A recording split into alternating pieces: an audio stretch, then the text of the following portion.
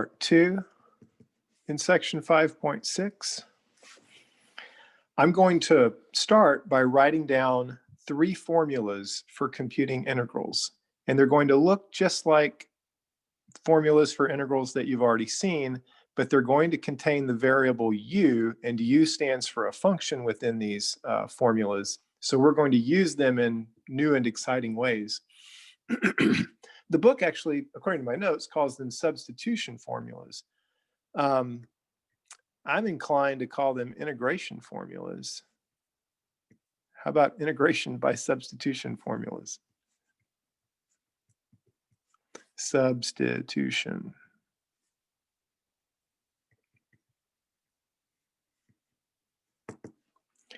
And the book labels these A, B, and C.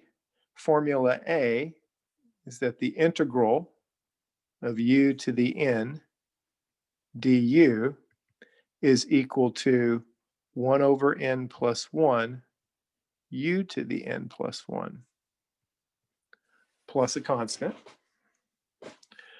where here this formula applies as long as n is not equal to -1.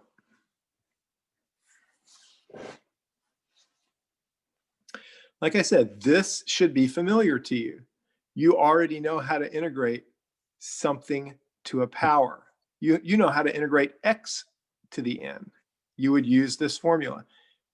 Now we're thinking of u a little bit more broadly than we have thought of x, but it's still the same looking formula. So you should feel some comfort, feel at home. There is some familiarity here, but there will also be some new stuff.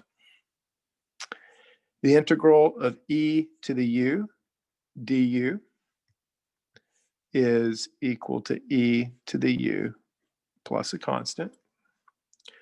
The third and final integration by substitution formula is the integral of 1 over u du. And I'm going to rewrite this one at least once. This could also be written as u to the -1 du. This integral is the natural log of the absolute value of u plus a constant.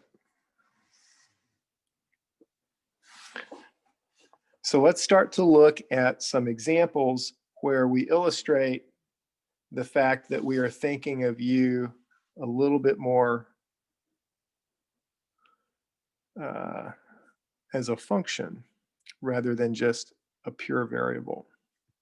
And the first example here won't even involve u's directly in the writing of this. The integral of x squared plus 5x to the 4th times 2x plus 5 dx.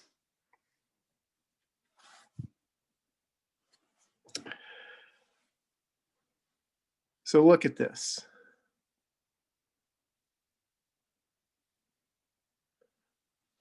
Look at this expression which we are integrating here. I claim that if you pause, reflect on the matter long enough, you can see this as a derivative.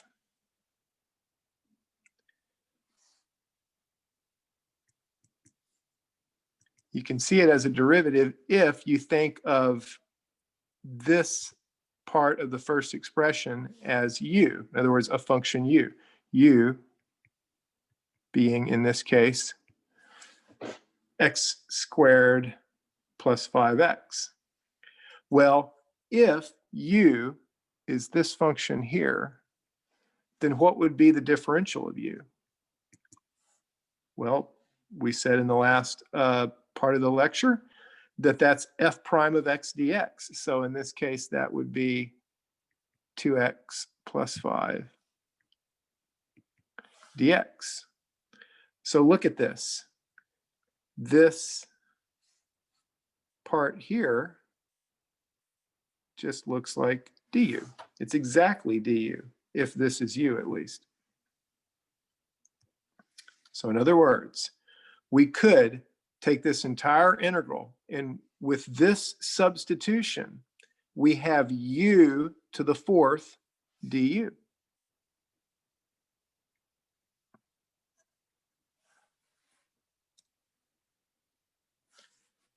X squared plus 5x to the fourth, that's u to the fourth, because I've said u is x squared plus 5x. And all of this turns out to be du. Well, now with this substitution,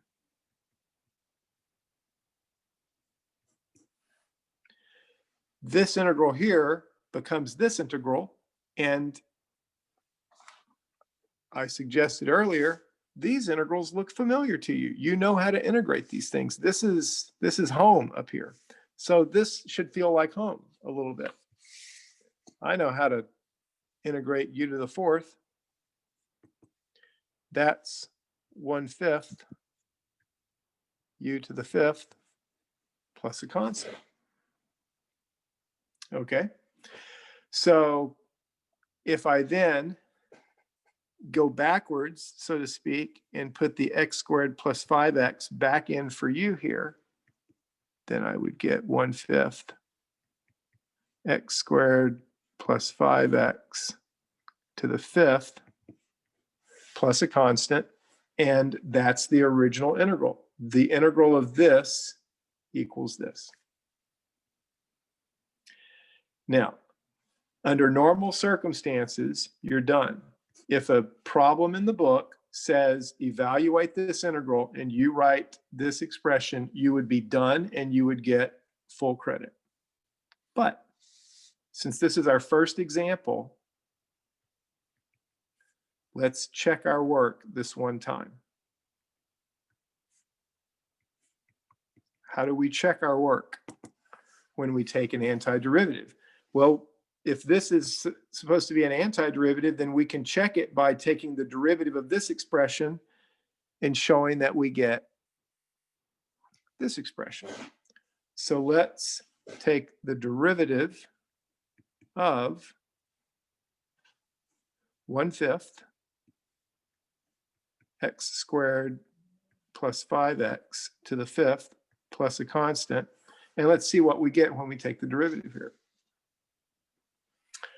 Well, constants factor out, so this would just be 1/5 times the derivative of everything else. Well, what's the derivative of all of this? Well, bring the 5 down, and this is a chain rule problem, so it's 5 times x squared plus 5x to the fourth. We lower the exponent by 1. And then because we have a function here, we have to multiply by the derivative of the inside function. We have to do the chain rule. So the chain rule says this is 2x plus 5 to get the derivative here. And then, of course, the derivative of a constant by itself, that's just 0. So we don't have to put plus 0 there. At the end of all this, we can see the 1/5 cancels with the 5. And the final answer is x squared plus 5x to the fourth times 2x plus 5. And lo and behold, that's exactly what we had here. So this business of making a substitution, letting a variable equal this function here and all of this, all we're really doing is we're doing the chain rule backwards. Anti-differentiation is differentiation backwards. And you can see here that when we went the other way, when we went the way of taking the derivative of the answer, that we had to, we had to apply the chain rule here. And it was the chain rule really that kicked in and made everything fill out exactly right. Now, we don't get the dx at the end. Okay, the dx is sort of, we'll talk about that more as we go along. Sometimes dx is just, as we've already seen, a reminder of what the variable is. But we will get everything else other than the dx. All right, so let's look at a couple more examples. in this part as we try to get more familiar with these. So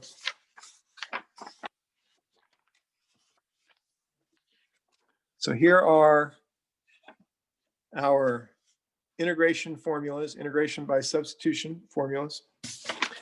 And let's see. Let's evaluate the integral e to the x squared times 2x dx. Really don't need those parentheses there, but they are there now. So let me introduce how I'm going to talk about these functions. In each of these functions that we're integrating, there's a function raised to a power, and then down here, as it were, inside that larger process, there's another function. Here there's e to the u, but u is itself a function. So I'm going to refer to this function here. I'm going to often call this the inside function, because at least the way we tend to write it, there's a larger function here, and with inside that, there's this smaller function. So, and that allows me to give you the standard advice. In order to work out these problems, you have to write out this step, let u equal, and you're always going to be letting u equal the inside function.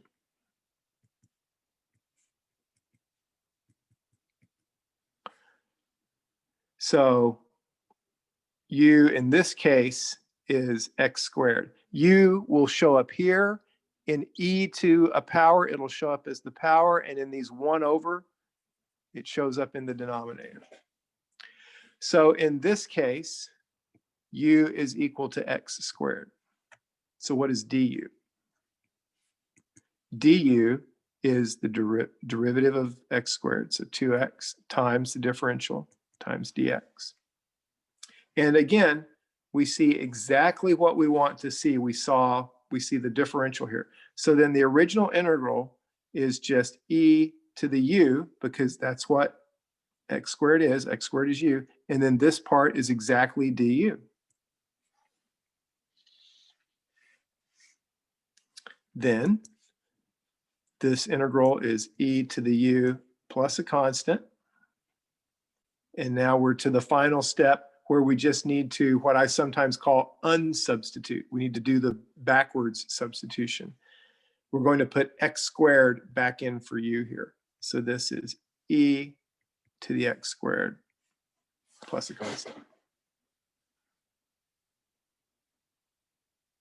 And we're not going to do it every time, and I'm not going to write it out here. But if you take the derivative of this expression here, you will get e to the x squared times 2x.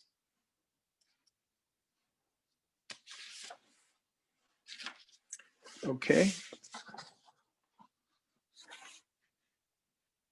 Let's look at another one. Let's evaluate the integral of e to x to the fourth.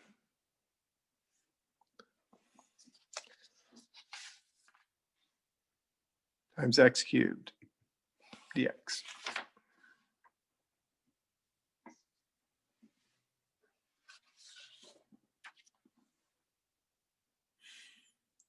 So it looks just like the previous one. It's e to a function. And just like in the last one, we let u equal that inside function. Here we're going to say let u equal x to the fourth. And we need to compute the differential of u. Du is 4x cubed times dx. Now in the last two problems, the only two problems we've worked so far, when we get to the part where we find what du is, we've looked back up here and we've seen exactly du. But this time I don't see exactly du. I see x cubed dx, and that's a part of it, but I don't see the 4. And so you might say, well, we didn't get du, therefore we cannot use integration by substitution here. But turns out that we can actually kind of fix things up, and we can rewrite this so that we do have du. The key is remembering that constants factor out of integrals. So what I'm going to do really is I'm going to rewrite this expression as the integral of e times x to the 4th. And then I'm going to right here multiply by a 4th. And then I'm going to multiply by 4. And then I'm going to write the rest of it. I've got the x cubed dx here. So look at what I've done. This is, typically what you might call a little algebra trick. Oh, what is a 4th times a 4? A 4th times 4, that's just 1. So I haven't changed the expression. All I've done is I've multiplied it by 1. Now what I'm going to do then is I'm going to say, look, 4x cubed dx, that's this right here. That's my du. And remember, constants factor out. So I'm going to take this constant and factor it out.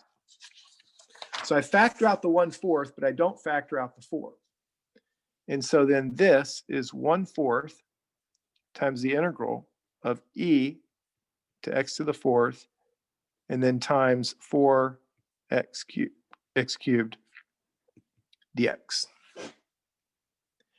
And now the integral looks exactly the way we want it to, at least the part from the integral sign over here. We've got this extra 1/4, but that's fine.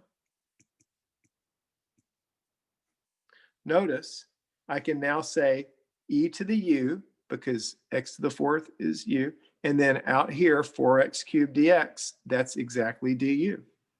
So this is e to the u du. And our old formulas, we've done this a couple of times, or at least once. This integral is evaluated like that. So this is 1/4 e to the u plus a constant. And the final step is the undoing of the substitution, whereas earlier we said we replaced x to the 4th with u. Now we go backwards and we say this is 1/4 e to the x to the 4th plus a constant. And that is our antiderivative.